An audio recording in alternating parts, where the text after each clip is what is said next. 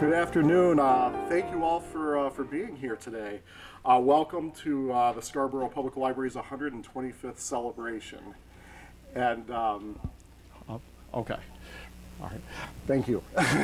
Does everybody hear me okay now? Very good, very good. Before I get started, I would like to plug my portion of this celebration. Thursday evening at 6:30, Nancy Kroll and I will be talking about the future of the library. But before we talk about the future, we have to talk about our history, don't we? And also, if you have not considered us in the past, it is annual appeal season, and we are raising funds to augment our programs as we are inspired to come up with more. So programming, ebooks, all of that is due to your generosity and contributing to the annual fund. So thank you very much if you have contributed. Your support has been unbelievable, and please consider us if you haven't yet. So I would like to begin by thanking our past and current staff, trustees, volunteers, and friends of the Scarborough Library for our first 125 years. But most of all, we would like to thank you. Last year we had 117,000 visitors, and we currently have more than 12,000 cardholders. That averages 1.3 cardholders per household in this town. That's amazing. That is how a community supports their library. You are showing a great example to our neighboring towns. Thank you for making us a part of your lives. Give yourself a round of applause, and here is to our next 125 years.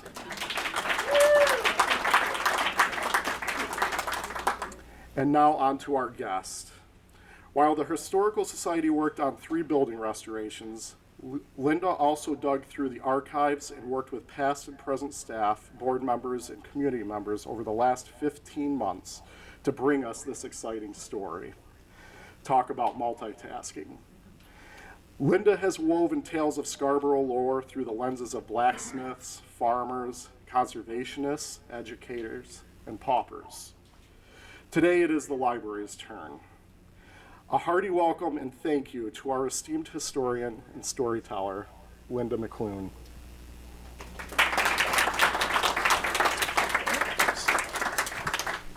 And before we start, I should do a land acknowledgement. The Scarborough Public Library acknowledges that it is located on the traditional homeland, past and present, of the tribes in the Wabanaki Confederacy. We recognize and honor the current tribes who comprise the Confederacy, the Penobscot, the Passamaquoddy, the Maliseets, and the Micmac, who have stewarded this land throughout the generations. We acknowledge the Wascoag people who once lived in what is now Scarborough. We respect the traditional values of these tribes and support their efforts for land and water protection and restoration. In offering this land acknowledgement, we affirm Indigenous sovereignty, history, and experiences. And once again, Linda McLoon, thank you all so much.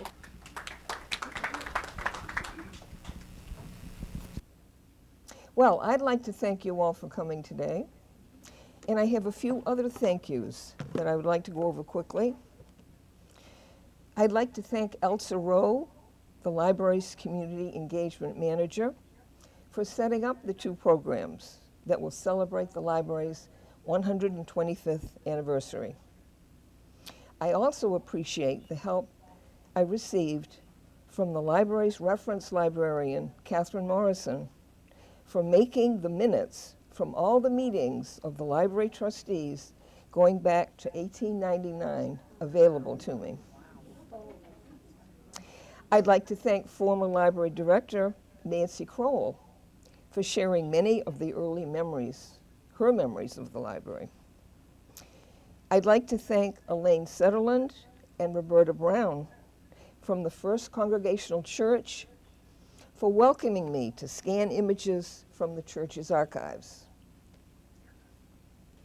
I'd like to thank Director Judy Savage from Kayla Vale Memorial Home for allowing me to scan images of Addie Kayla Vale. And I'd like to thank the research staff at the Maine Historical Society and the Scarborough Historical Society for their assistance, particularly Rodney Lawton and Ron Taylor. So now let's think about what Scarborough was like over 125 years ago. It probably comes as no surprise to you that in 1899, life in Scarborough was far different from what it is today. Although the Industrial Revolution had brought vast changes to the lives of Americans, many of the technological advantages we enjoy today had yet to come on the scene. There were no automobiles or airplanes. While some homes had electricity and telephones, most did not. And radios, phonograph records, movies, and television would be innovations of the future. But there was one activity at the turn of the 20th century that people could enjoy to the fullest: reading a good book.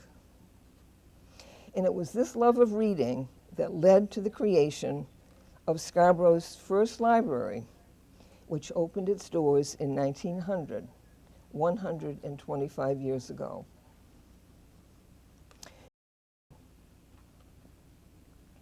Let's take a look at what Scarborough looked like at the turn of the 20th century. This scene of Dunston, when Route 1 was a dirt road, was taken before the trolley lines were laid along Route 1. So we know that it was before 1901. The two buildings on the right were George Knight's home and store. The large three-story home with the mansard roof in the distance belonged to Mark Milliken. It went on to be the home of Joseph Knight and his family before becoming the Hay and Peabody Funeral Home. Today, the building is used by a chiropractic office. This picture was taken almost from the same viewpoint a few years later, and it shows the trolley tracks and a trolley car passing through Dunston. The trolley system was a great convenience to Scarborough residents, as it provided transportation to Portland, Saco, and Old Orchard Beach for 4 decades until its last run in 1941. The Snow Farm was just up the street from Knight's store, located near where the fire station is today. My father, Daniel Snow, was born in this house, as were his father and grandfather. Notice the fencing on both sides of the dirt road, which was Route 1. Fencing was needed to protect homes along the way when beef cattle and sheep were herded along Route 1 by drovers on their way to a regional rendering plant in Massachusetts. A home many of you remember that stood proudly on the Black Point Road at Oak Hill in 1900 was owned by the Thornton family as early as 1825. Later, it became the home of longtime superintendent of schools, F.H.B. Heald. Known for its widow walk at the top of the building, it stood where Scarborough Family Chiropractic is today. I've never done a talk when I had so much activity going on. Okay. This early farm, going back to the 19th century at Pleasant Hill, belonged to the Robinson family. None of these buildings are standing, but many people remember the impressive brick barn which went with the property that stood alone for some time. It is now open land that is part of the Scarborough Land Trust. All of Scarborough's roadways at that time were dirt roads used by horse-drawn vehicles. And in the spring, during the snow melt, some were more passable than others. This view of the county road on Route 22, looking west, shows a surviving building, the North Scarborough Grange Hall, in the distance. In 1900, Scarborough families used a horse and carriage for transportation. Ira and Emma Libby and their children lived in North Scarborough, and in this photograph, they are enjoying a day of leisure by driving to a beach, probably at Pine Point. The first Congregational Church at Black Point has very deep roots in Scarborough. The church building we know today is actually the fourth building to house the church. And this picture, when the Black Point Road was a dirt road, was probably taken not long after the church was built in its current location in 1893. A number of members of that church enjoyed reading, and they began exchanging their books with one another. This practice became so popular that the idea was born to create a library in Scarborough for the purpose of housing and lending books. This thought must have been well received by others in the community, since fundraising efforts began to support building a library for the town, which then numbered in population 1,860 residents. We learn of one such fundraiser from a March 10th, 1899 article in the East Scarborough News. And it says, 3 young ladies and 4 gentlemen from the Second Parish Church, Portland, gave us a musical entertainment at the church for the benefit of the town library. It was a pronounced success. On their return to Portland, they had to wait an hour by reason of the night freight losing its caboose.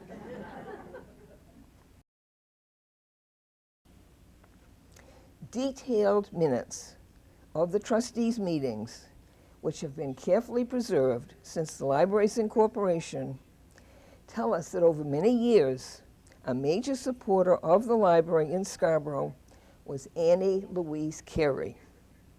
Miss Carey was a world-famous opera singer who summered at the Atlantic House every year from 1871 until her death in 1921. Born in Wayne, Maine, she first came to Scarborough to teach in the North Scarborough District School before moving to Boston for 4 years of musical training. Following her time in Boston and professional appearances there, Annie Louise Carey went to Milan, Italy, to begin a European tour. She performed to rave reviews all over Europe and in the United States. The Encyclopedia Britannica calls her the most popular singer in America at that time, and indeed she was. But she retired from professional singing when she married Charles Raymond in 1882. This was before the invention of phonograph records, so we will never know the beauty of her singing voice. When she died in 1921, the New York Times called her the prima donna America never forgot. Annie Louise Carey and her husband, Charles Raymond, were early supporters of the of the Scarborough Public Library. And you can see the Atlantic House in the background here.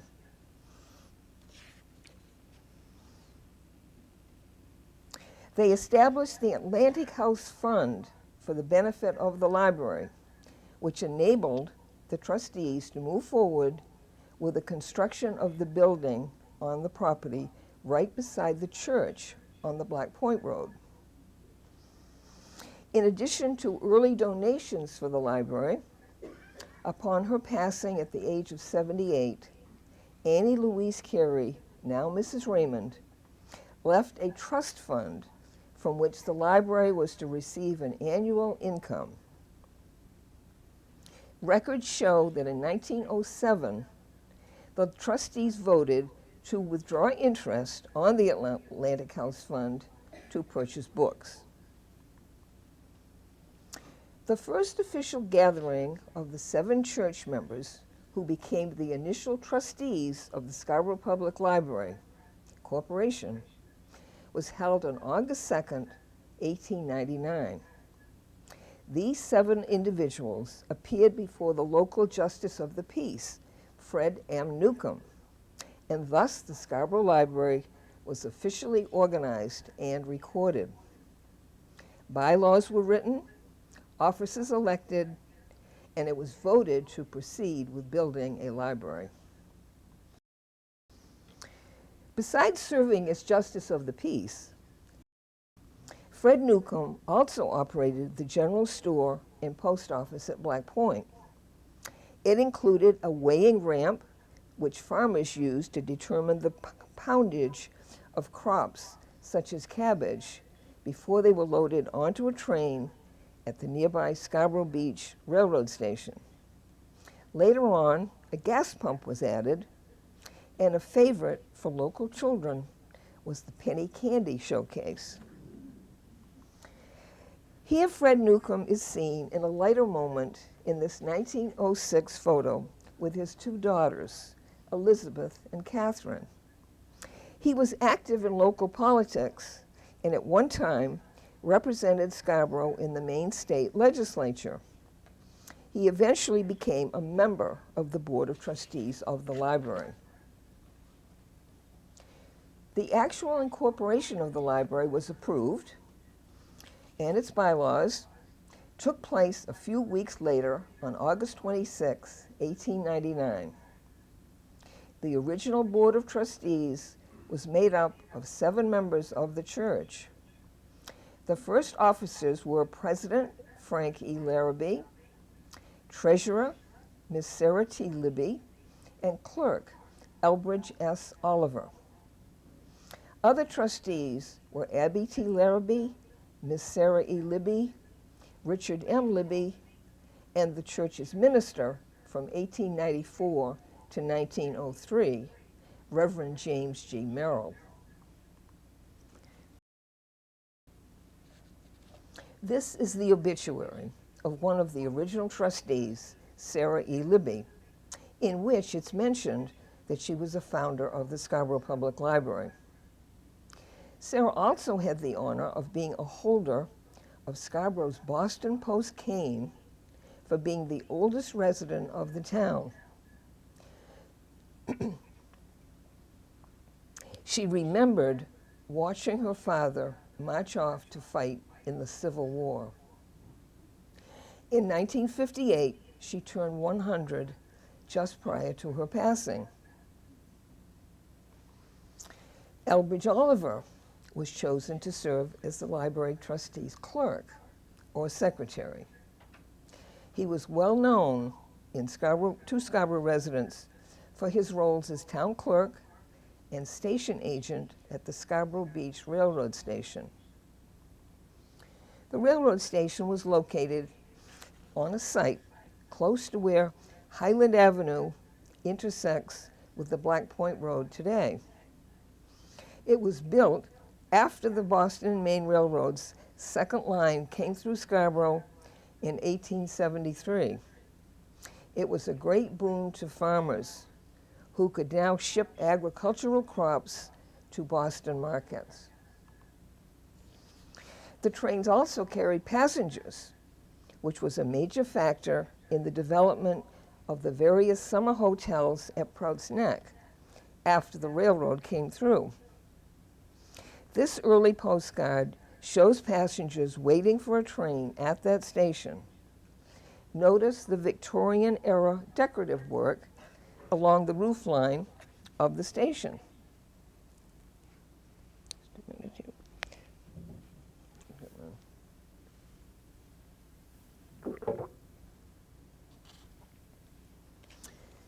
Unfortunately, Elbridge Oliver is reported to have dropped a kerosene lamp in the baggage room of the railroad station on the evening of August 27th, 1908, starting a fire that burned the building down. He was able to rescue the baggage, money, tickets, office papers, and telegraph equipment from the train station. But because of the fire, Oliver was replaced as the station agent. The railroad station had to be temporarily replaced by an old bicycle shop.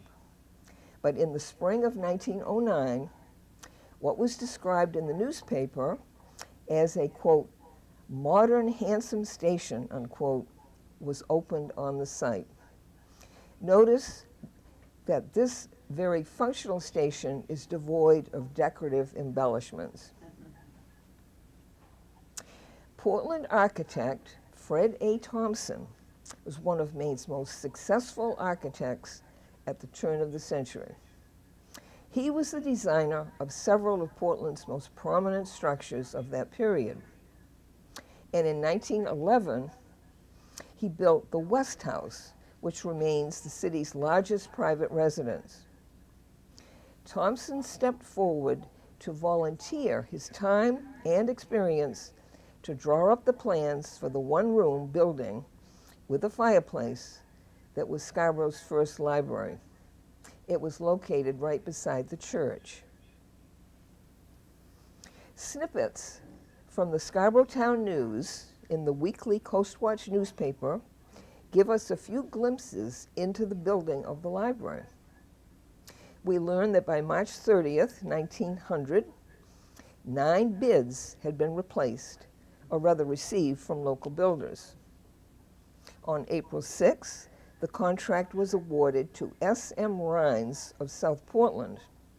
But at the May 1st meeting, Alonzo Googins, builder of many of the hotels on Prout's Neck, was retained for a price not to exceed $1,175. Work was to be completed by July 1. By May 25th, the foundation was well underway, and Mr. Googins expected the project to be completed on time.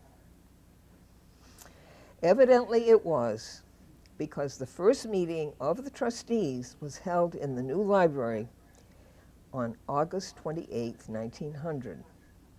Records show that it was decided to ask the 2 Miss Libbies at Oak Hill for the $200 needed to complete work on the building.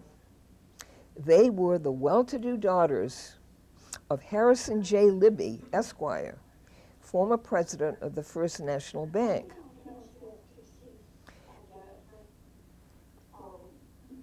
Margaretta and Ellen M. Libby were agreeable to donating the money to remove all indebtedness from the corporation. At some point, 37 members of the church's Parish Aid Society were named as supporters of the library. Early records list the names of the associate corporators and proprietors of the library. Of the people on this list, 37 of them, 16 were Libby's, along with several Larrabees and Harmons. Until 1907, when a stove was purchased, the only source of heat in the library was the fireplace. Later, a wood-burning stove was installed, but it was subsequently converted to burn oil. It's hard to believe that a library could function without electric lights, but the first patrons read by the light of kerosene lamps. When electric lights were first installed, the power was furnished by the adjacent Congregational Church. In the early years, many subscribers took out magazines rather than books. And a 1921 report by Treasurer Sarah T. Libby mentions that money had been spent to bind Harper's magazines. Let's look at the individuals who served as librarians of the early Scarborough Library. Although Emery Moody served initially as a temporary librarian when the library opened its doors. The first full-time librarian was Annie Louise Libby. For her services, she was paid 50 cents a week. In the early years, many subscribers took out magazines. We've talked about that. The library hours were first set for every Friday from 1 to 5 o'clock, but they were soon changed to 2 to 4 p.m. and reopened from 6 to 7:30 to accommodate working patrons. Lena Skillings became the librarian for a short time after Annie Louise Libby's death. In 1927, Lena married Cecil Plummer. I was not able to find a photograph of Lena, but I learned that her brother was longtime Scarborough postmaster Fred Skillings, who probably many of you remember. Lena was succeeded the next year by Daisy Larrabee, who served as librarian for more than 25 years until March of 1953. It was due to the diligence of Scarborough Historical Society historian Don Taylor that this image of Daisy was discovered. She was born in Illinois in 1879 and named Sarah Ella Butterfield. But early on, she was known as Daisy, probably because her mother's name was Sarah Butterfield. We don't know what brought Daisy to Scarborough to work at the Checkley House at Prouds Neck, but it was here she met Walter Larrabee, and they were married in Scarborough in 1904.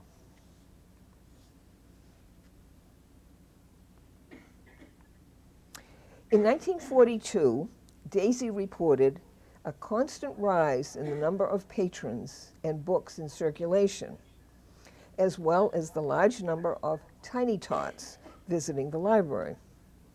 But the next year, it was a different story, when America was well into World War II. She told the trustees that patronage to the library was decreased, partly because there was a lack of gas for automobiles due to wartime rationing. Daisy Larrabee must have had well-rounded skills, because in 1944 she reported that she had also pruned the shrubbery. She was the librarian right up until her passing in 1953. Now, let's talk about this picture for a moment. Prior to the Civil Rights Movement, minstrel shows featuring actors in blackface were popular in America, and in Scarborough too. For want of other images, I've included this 1949 photograph of a Pythian Sisters show featuring Ellis Island, which includes 2 women in the cast who would become future librarians. Mary Sparrow is 9th from the left, and Edith Googins is 6th from the right. As early as 1929, Sarah E. Libby had suggested increasing the librarian's salary, but no funds were available except funds from overdue books. Daisy Larrabee was unwilling to have those funds used for her wages, so the matter was dropped. Mary Sparrow, wife of Walter Sparrow, succeeded Daisy Larrabee as librarian in 1953, just in time for the librarian's hourly wage to rise from 50 cents to $1 per hour.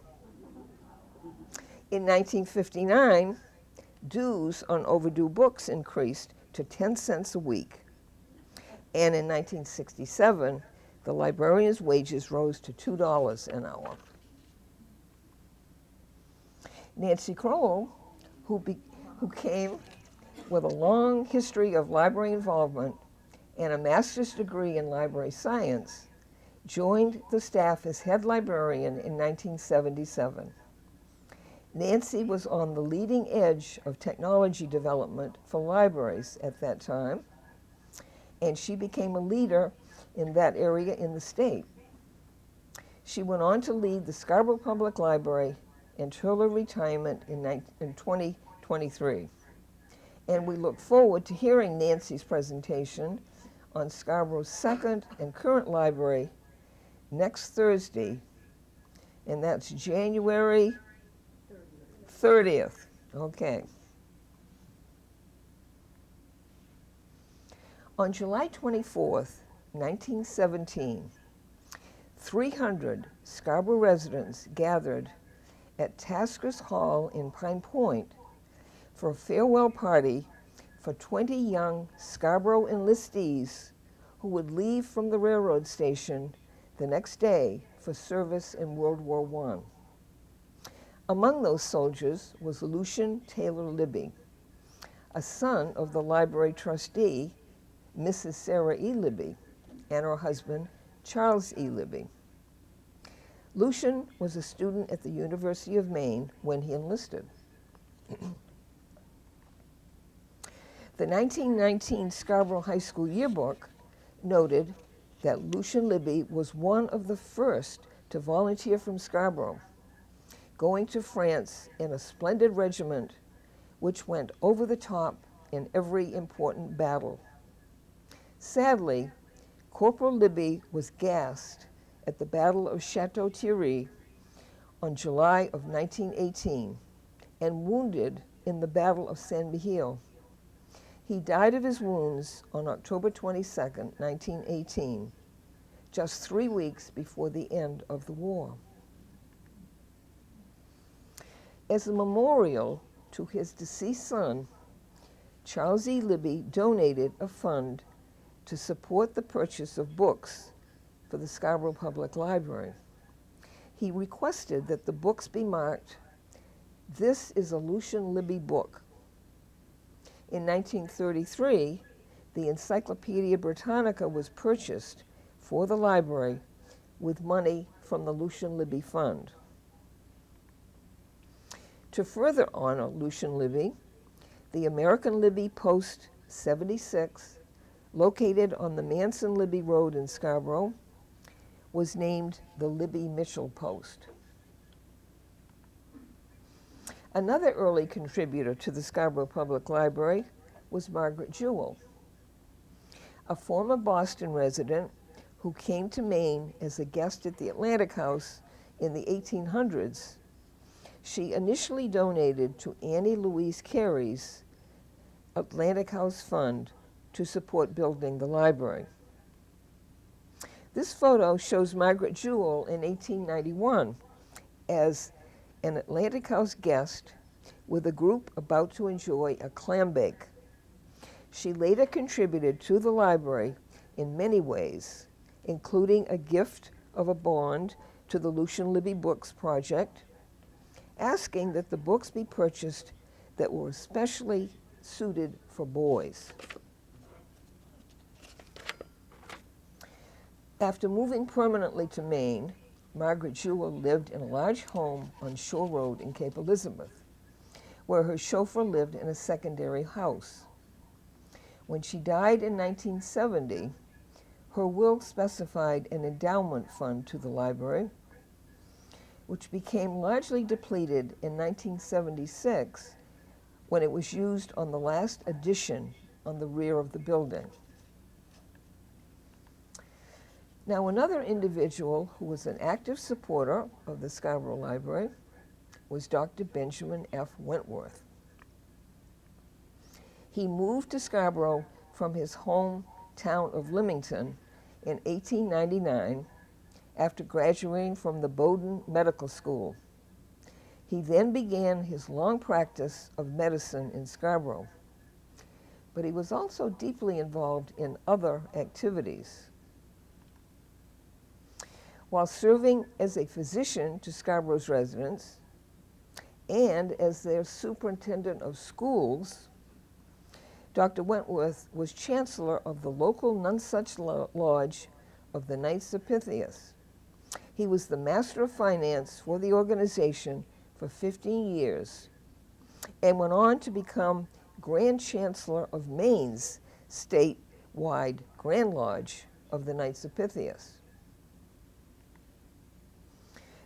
Perhaps some of you remember Dr. Wentworth's house at Oak Hill. He was also active in town politics. J. Harold Newcomb, who we met earlier, was often moderator of the Scarborough's annual town meeting, but he sometimes swapped the moderator's gavel over to his Democratic opponent, Dr. Benjamin Wentworth, depending on which political party was in control after town elections. When Elbridge Oliver resigned as clerk of the library's board after the fire in 1907, I think the board remembered an old Benjamin Franklin saying, "If you want a job to be done, ask a busy person to do it."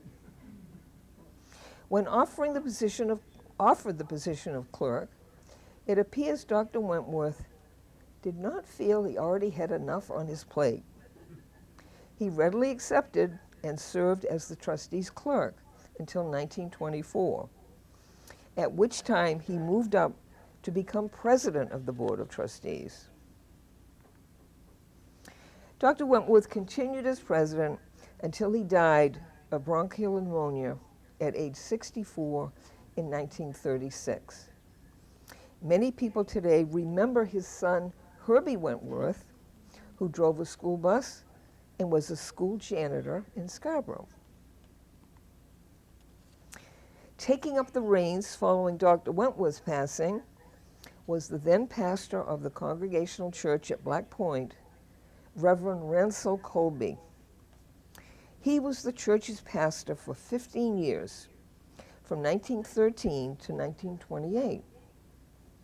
During World War II, he served as chaplain for the Army, and his family made the ultimate sacrifice when their son, John Colby, was killed in action in that war.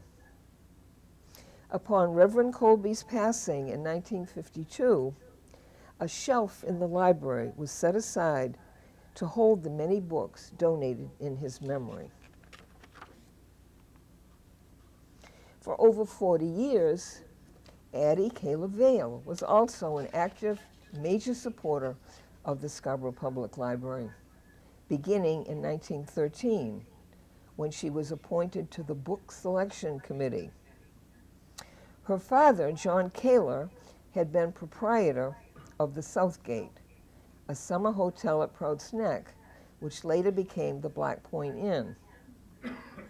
Addie was 51 years old when in 1929 she married the widower, Edward Vale, a man of means, and over the years she became a benefactor of several causes which benefited the community. Addie Kayla Vale is probably best known for her home on the Black Point Road, which she willed would become a residence for aged, needy women following her passing. Kayla Vale Memorial Home opened its doors in 1960 and continues to be a retirement residence for 15 senior women. Addie's other donations, which benefited the community, include contributions toward the vault at the Black Point Cemetery, the Soldiers Monument in Dunston, and the Parish Hall of the First Congregational Church. She is second from the right in this photograph of the groundbreaking of the Parish Hall. In 1924, Addie was elected to her first term on the library's Board of Trustees, and she became vice president in 1932. At the time of Dr. Wentworth's passing in 1936, she became president.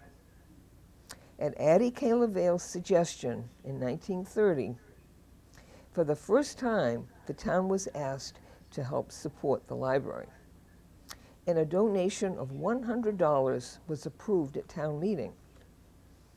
When in 1936, the town purchased property on the south side of the building from Emery Moody to allow the library's future expansion, Addie K. LaVale donated 2 additional parcels of land on the north and the west sides of the library. She also contributed numerous monetary gifts over the years.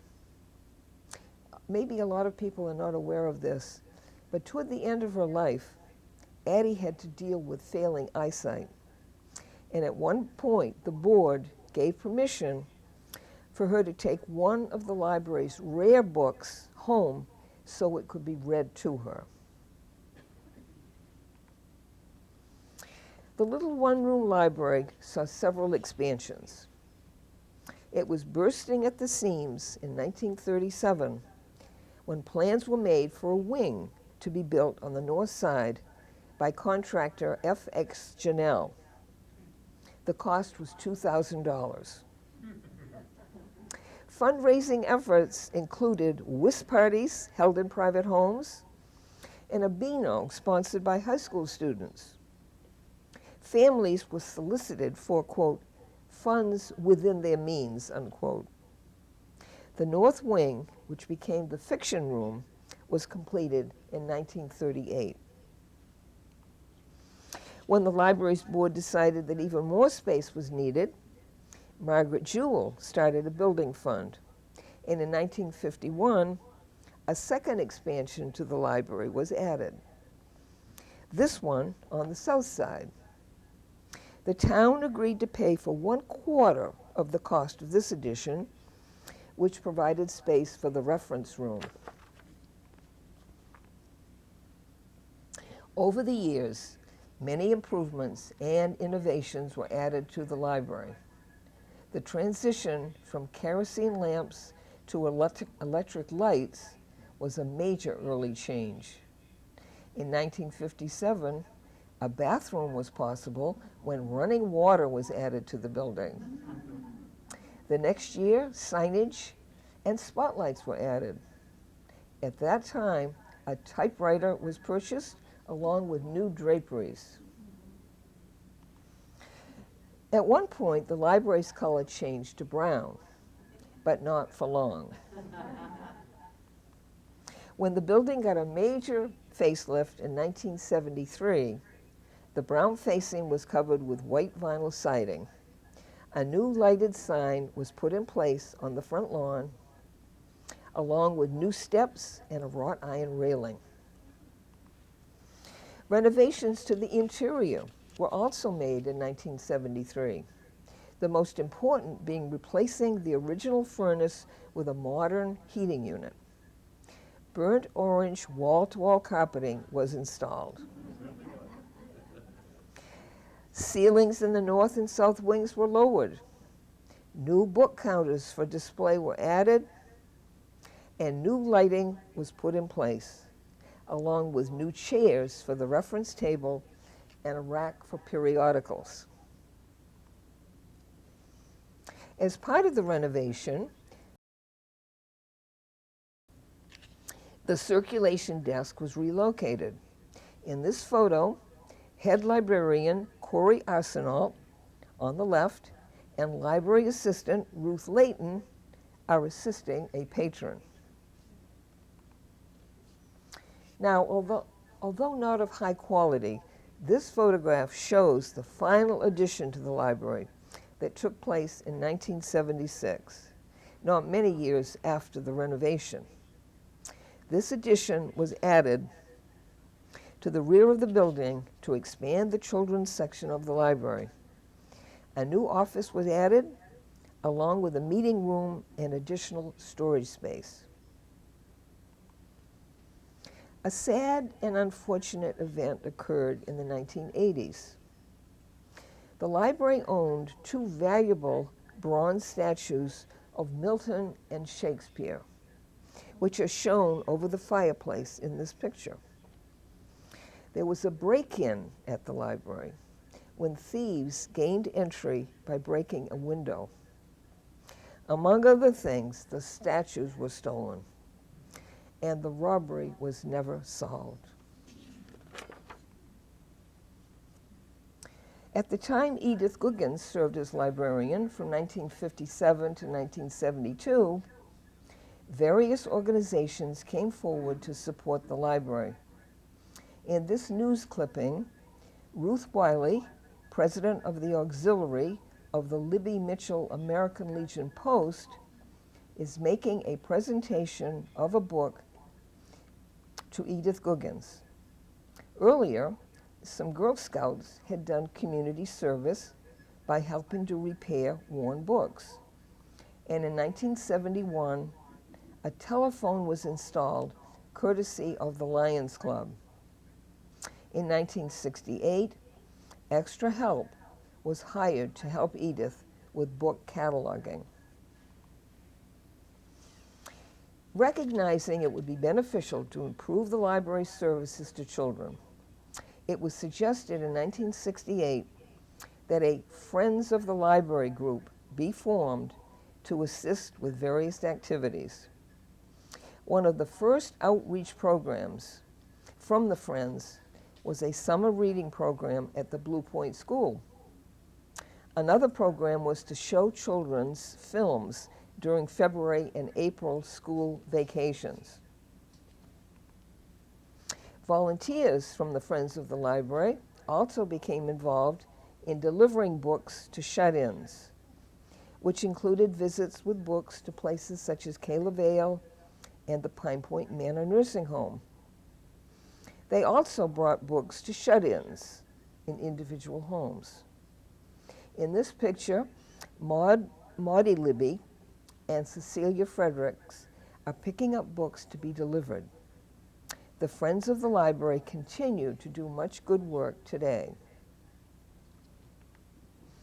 Representing the Friends of the Library, in this picture, Mrs. Marshall Goodwin and Mrs. Richard Plummer invite new resident Mrs. Stephen Rigney to a library open house. A celebration of the library was held on April 13, 1980, to honor an important milestone. It had been 80 years since the Scarborough Public Library began loaning out books, and a party was held at the facility on Black Point Road. Refreshments were served, and a choral group from Scarborough High School provided music. Guests were given special mementos. The celebration lasted all week with a movie shown to school children and preschoolers attending a story time. For a special incentive, overdue books were accepted at the library without penalty. The theme was, quote, "Scarborough is growing and so are we," unquote. At that time, head librarian Nancy Crowell was overseeing a staff of 5 others, and the doors were open 39 hours a week over 6 days and 2 evenings. 5 women were honored guests at the 80th anniversary open house. These included Mabel Wright, Dorothy Shaw Libby, Dora Shaw, Angela Meserve, and Doris Bornheimer, all of whom had been important library supporters over the years. Original kerosene lamps once used in the library are seen in this picture.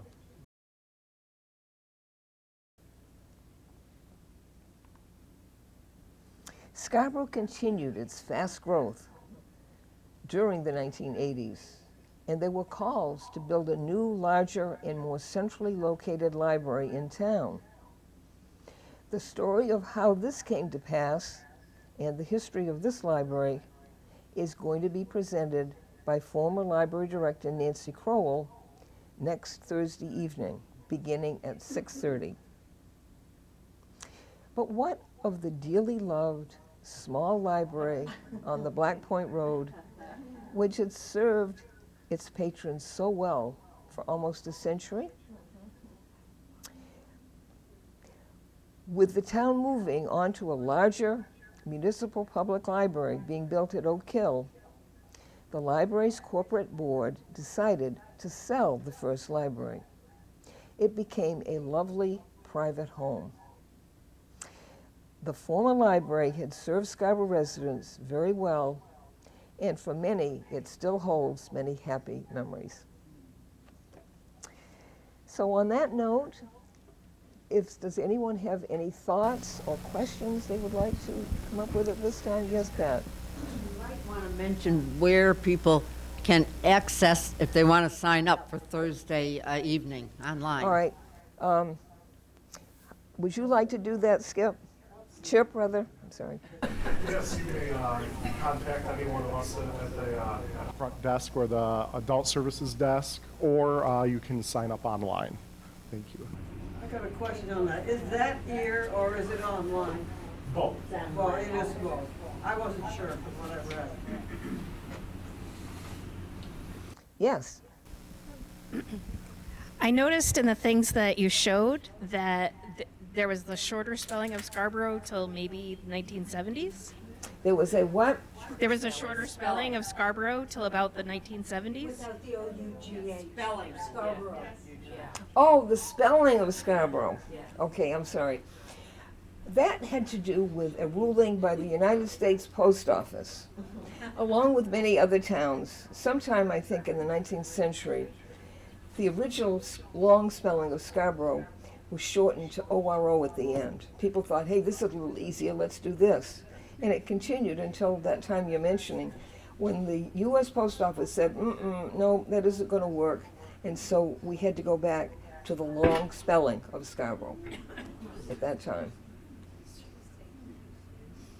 How many of you remember going to the original Scarborough Library? Oh my goodness, we have a lot of patrons here that did that.